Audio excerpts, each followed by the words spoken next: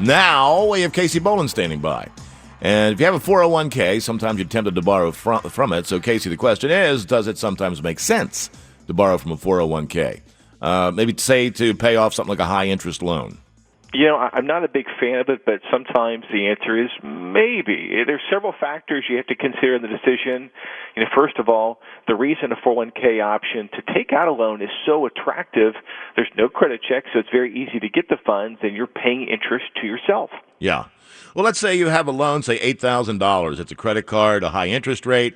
You want to get rid of that. Meanwhile, you look at that money in the 401k and, I could take $8,000 out of there. What are the possible negative ramifications? Well, what if you miss out on the company match? Because in some cases, when you take out a loan, you have to now pay the loan back. And if that's going to cause you to discontinue contributing to your 401k for a few years while you're paying off the loan, well, that could be a real problem because $8,000 in contributions you're not making. What if you were going to get a company match of 50 cents in the dollar? So it'd be $4,000 plus returns.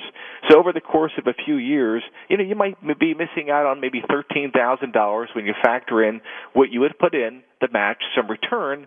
Over the course of 20 years, that $13,000 could grow into maybe $50,000 that's lost now, that's not in your 401k plan. It turns into real money after a time. It does. So there's a lot of factors I think you have to weigh in. You just can't make it easy on yourself because, wow, there's little paperwork, I'm paying myself back, and this is a real easy option. You've got to make some sacrifices.